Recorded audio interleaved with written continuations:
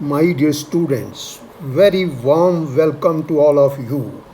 प्यारे बच्चों, जैसे कि आप जानते हैं, आप में से जो बच्चे नीट और जेईई के लिए अपीयर होने के लिए जा रहे हैं, उनके लिए मैं ये हाई यील्ड पॉइंट्स की सीरीज़ के वीडियो बना के डाल रहा हूँ। और ये आज का वीडियो है वीडियो नंबर 27 और टॉपिक है work energy and power.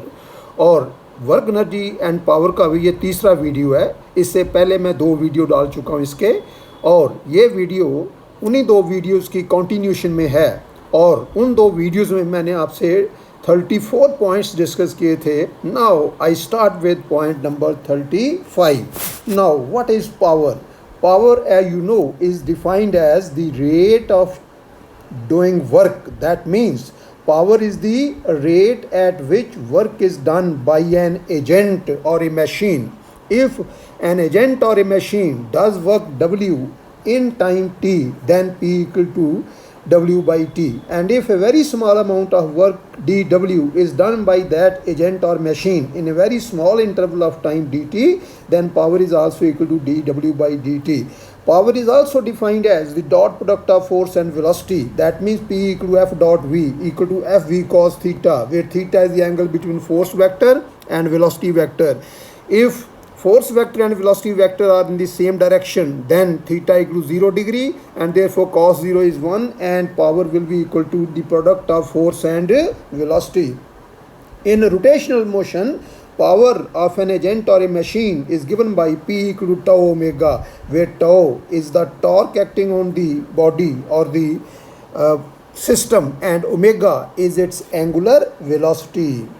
Now, units of power. In the CDS system, the unit of power is erg per second, but this is a very small unit and is seldom used. In SI, the unit of power is joule per second or watt.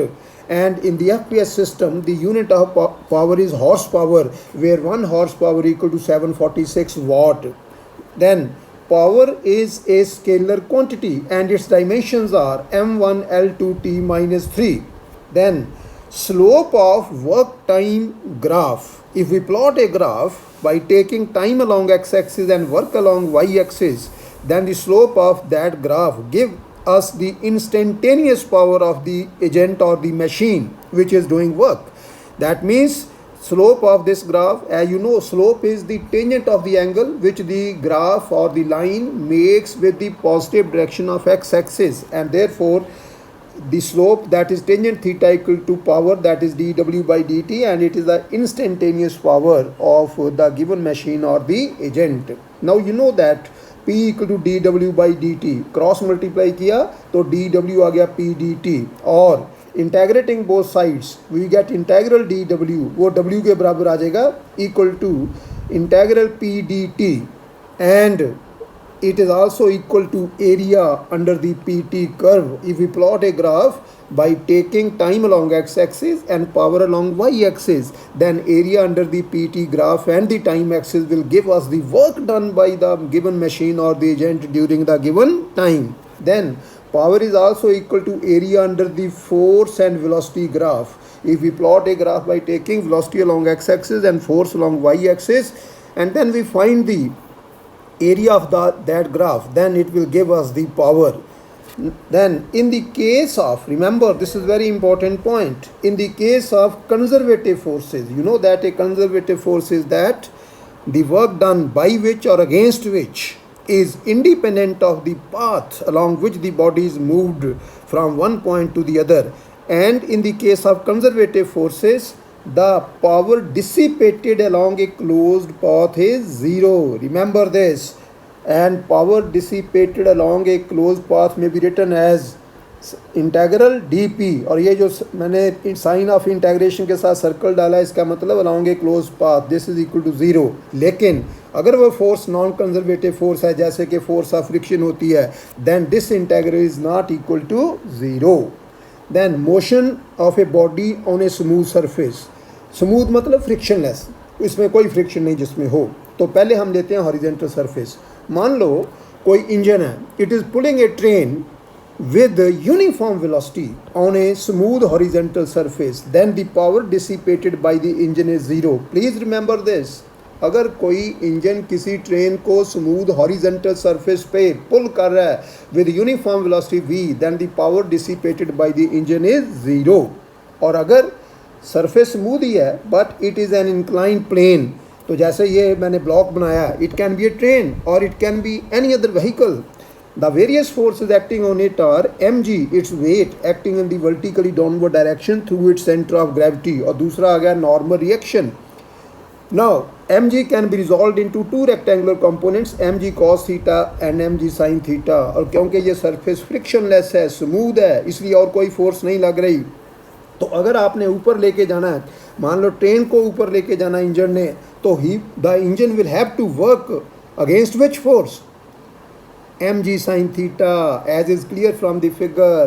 And if v is the speed with which the engine is pulling the train or the engine is pulling the vehicle along this inclined plane in the upward direction, then the power of that engine is P equal to force against which work has to be done, and that force is mg sin theta multiplied by v, remember this। Then motion of a body on a rough surface, पहले लेंगे horizontal, जो ऊपर मैंने किया point number 42, उसमें जो surface था that was smooth, that is frictionless. Now I am considering the surface both horizontal as well as inclined when there is some force of friction.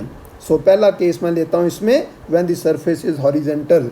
अब इसमें the forces acting on the body are number 1 mg, its weight acting in the vertically downward direction through its center of gravity, and number 2 capital R, the normal reaction। और जो force of friction है, मान लो हमने right की तरफ खींच के ले जाना है इसको खींच के, अगर ट्रेन है तो इंजन ने खींचना है, कोई व्हीकल है तो भी इंजन ने खींचना है, और अगर कोई और बॉडी है तो we can pull it on the given surface, तो हमें कुछ पावर डिसिपेट करनी पड़ेगी, लगानी पड़ेगी। तो जो फोर्स ऑफ फ्रिक्शन होती है, आप जानते हैं कि इसकी अपनी कोई डायरेक्शन नहीं होती, इट ऑलवेज अपोजेस मोशन। तो अगर मोशन राइट की तरफ होना है तो फोर्स ऑफ फ्रिक्शन, जिसको मैंने स्मॉल एफ से डिनोट किया है, it will act in towards left.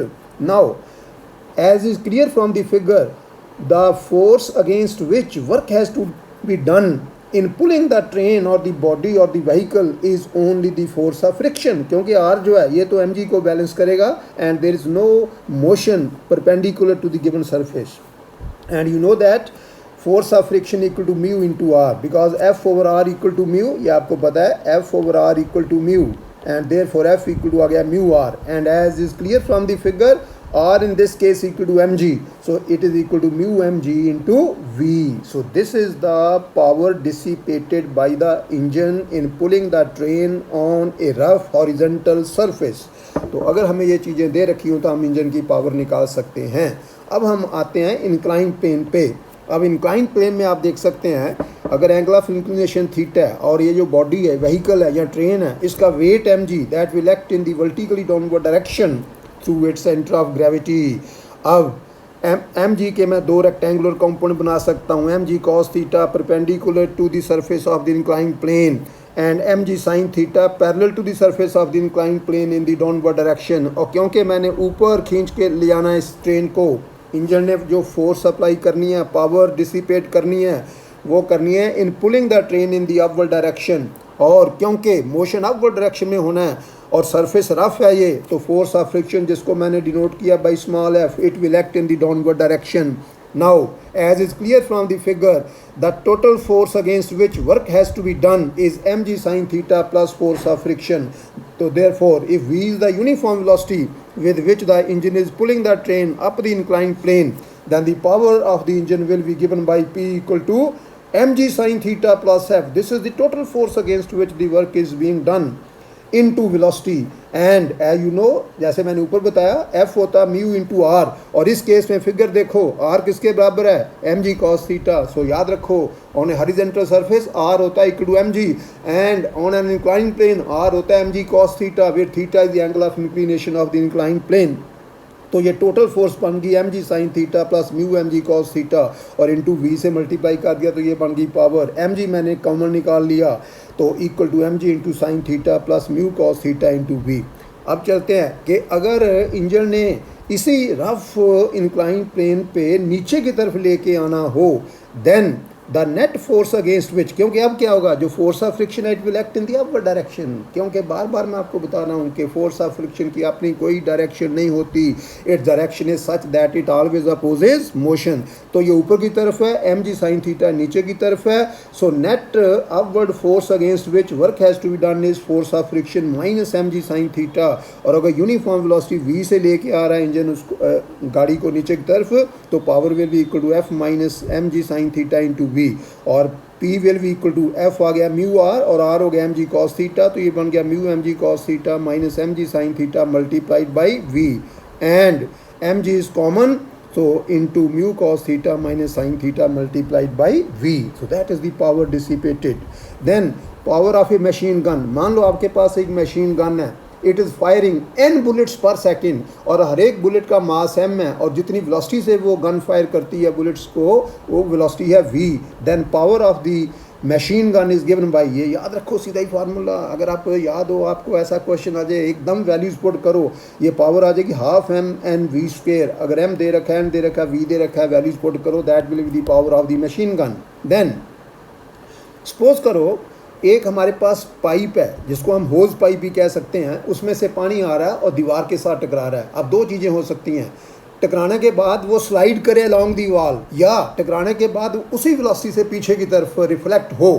हाँ, तो ये मैं दोनों केस कंसीडर करूँगा। पहला केस है कि अगर वो टकराने के बाद स्लाइड करता है नीचे की तरफ अलोंग दी वॉल, बिल्कुल टकराया और फिर वापस नहीं आया, वो रिफ्लेक्ट नहीं हुआ, वो स्प्लैश नहीं किया वापस, वो नीचे चला गया along the wall, then the force exerted by water on the wall is given by a v square into rho, where a is the area cross section of the pipe, v is the velocity and rho is the density of water। अगर core liquid है तो उसकी density हो गई, and power you know is force into velocity, that is equal to a v cube into rho। तो ये बहुत important multiple choice question है, बहुत बार ये आ चुका है। उसमें 4 ऑप्शन होते हैं, उनमें से फोर्स और पावर कई बार दोनों पूछ लेते हैं, कई बार एक पूछ लेते हैं, तो आपने याद रखना है सीधा ही फिर वैल्यूज पुट कर दो ए वी और रो की, और कई बार तो सीधा ये ए वी रो ही लिखा होता है, तो आप आंसर दे सकते हैं।